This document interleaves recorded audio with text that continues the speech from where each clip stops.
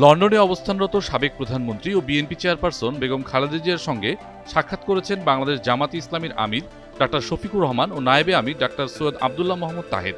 বিএনপির ভারপ্রাপ্ত চেয়ারম্যান তারেক রহমানের বাসায় তাদের এই সাক্ষাৎ অনুষ্ঠিত হয়। এ সময় তারেক রহমান উপস্থিত ছিলেন।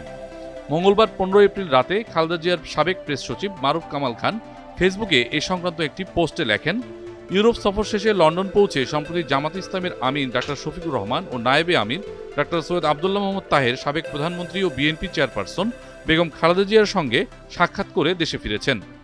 বিএনপি সূত্রে জানা গেছে, গেল রোববার লন্ডনে বিএনপি চেয়ারপারসনের সঙ্গে জামাতে ইসলামীর নেতাদের এই সাক্ষাৎ অনুষ্ঠিত হয়। প্রায় 2 সপ্তাহের সফর শেষে সোমবার 14 এপ্রিল সকালে জামাত আমির শফিকুর রহমান দেশে ফিরেছেন। আবদুল্লাহ মোহাম্মদ তাহের এখনও দেশে ফেরেননি।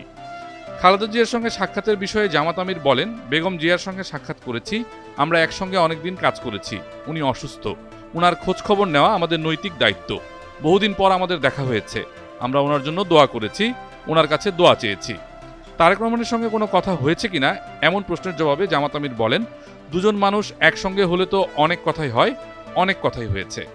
জামাতের আমির শফিকুর রহমান গেল 4 এপ্রিল ব্রাসেলস সফরে যান। এই সফরে তার সঙ্গে ছিলেন দলের নায়েবে আমির আবদুল্লাহ মোহাম্মদ তাহের ও আমিরের আন্তর্জাতিক বিষয়ক উপদেষ্টা মাহমুদুল হাসান।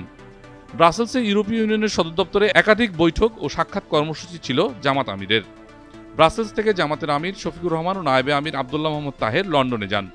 মারুফ কামাল ফেসবুক পোস্টে লিখেছেন, বেগম জিয়ার সঙ্গে জামাতের 2 শীর্ষ নেতার সাক্ষাতে কি বিষয় নিয়ে আলোচনা হয়েছে তা জানা যায়নি।